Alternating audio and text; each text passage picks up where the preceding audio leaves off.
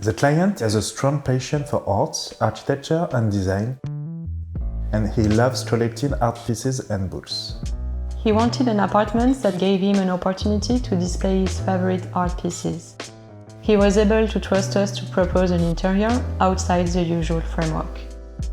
Together, we came up with the idea of an open space designed like an art gallery, where your pathway through the space is subtly guided by design choices, as well as the placement of artworks and design pieces. My name is Alexandre Moret. And I am Lola Guicheteau. We are architects and interior designers. We are co-founders of Studio Ida.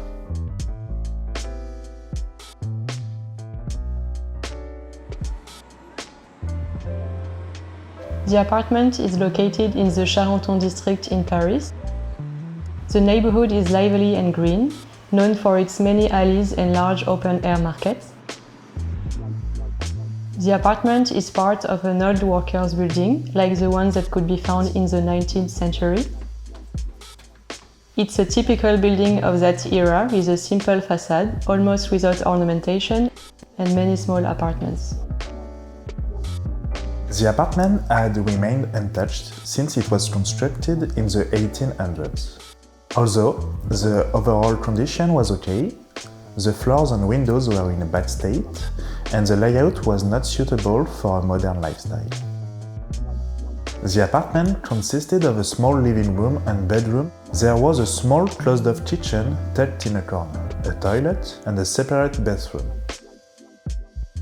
We completely rethought this apartment. We placed the toilet right beside the entrance. Along one of the walls, we installed a wall-to-wall low console. The bathroom and dressing room is in the furthest corners of the apartment. It has a L-shaped layout to offer privacy without the need for doors.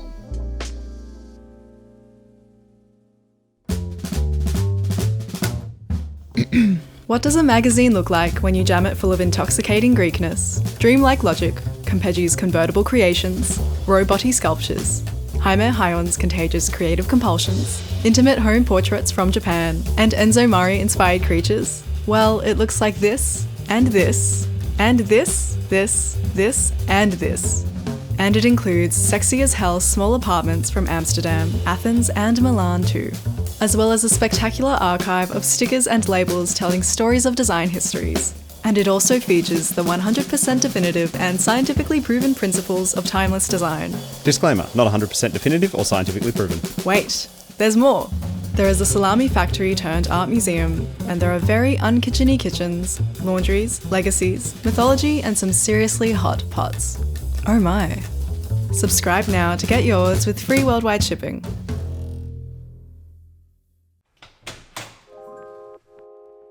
The entryway is a luminous corridor. Right beside the door, a large set of floor-to-ceiling mirror closets have room for coats and suitcases. You can catch a glimpse of the long oak console where the client drops its keys as he walks into his home. As you enter the living room, you can see the full extension of the oak console. This large wall of wood adds a lot of warmth and breaks up the coldness of the white walls and polished concrete floor. The round coffee tables fit perfectly within the L-shaped platform, which allows for comfortable circulation in and around the living area.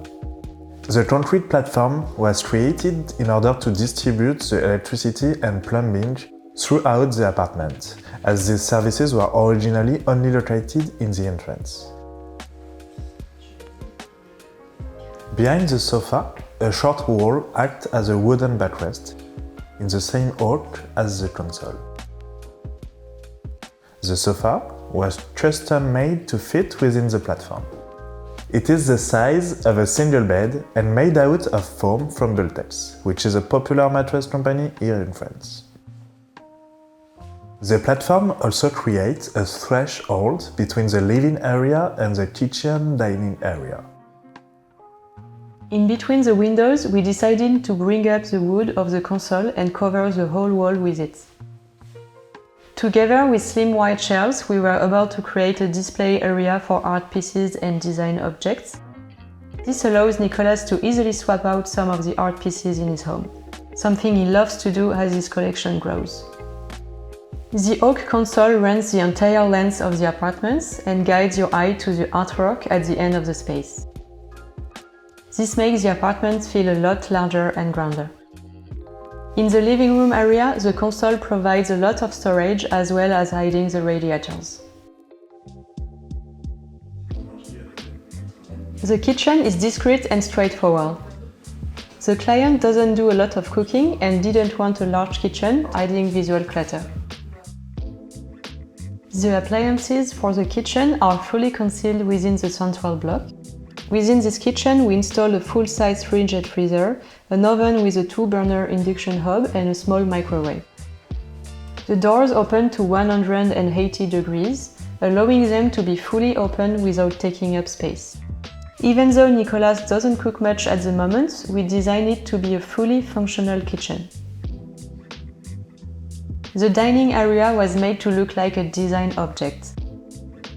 In the middle, we install a table-height kitchen island, made from stainless steel and marble mosaic tiles. This surface can be used both for cooking and dining. We choose the yellow plexiglass to match the color palette of the artwork. The transparent material feels light and gives the whole piece a contemporary and sculptural vibe. The wood-covered back wall is slightly inset. It adds a touch of warmth and softness compared to the harder material of the island. The track lighting on the ceiling is commonly used in galleries. It illuminates the space evenly without being distracting. We hid the old chimney flues within a large partition. The partition also defines the living, dining and sleeping areas. The bedroom is compact and cozy. Before you enter, you go through a small hallway, which makes it feel like you are entering a more secluded and private part of the home. It is separated from the rest of the space by a wall with a large opening that allows a lot of natural light inside. Right below the ceiling, we installed a wall-to-wall storage unit with an open shelf in the middle that holds the projector. The opposite wall was kept white to be used as a projector screen. Beside the bed, we designed a small niche with shelves that the client can use as a bedside table and bookshelf. The bed itself also has drawers below where the client stores his seasonal items. The bathroom is in the furthest most private corner of the apartment. Because of the layout, it didn't really need doors to add privacy. At the entrance, the custom vanity sits in front of a wall of mirrors, which gives the illusion of a larger bathroom.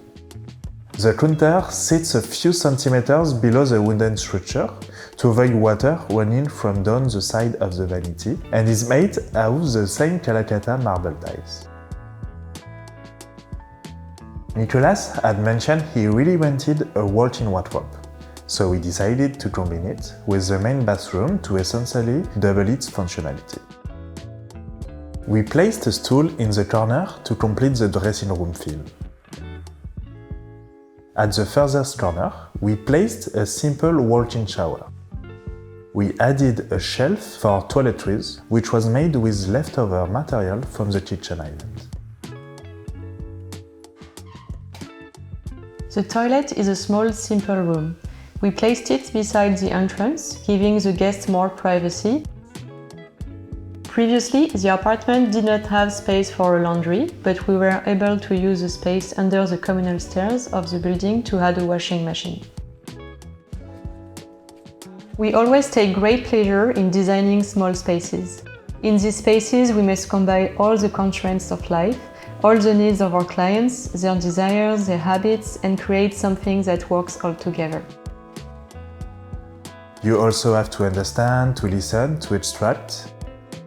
But at the end, it allows you to get the most out of a small space. Sign up to our newsletter for subscriber-only content and exclusive offers. Visit nevertoosmall.com/subscribe.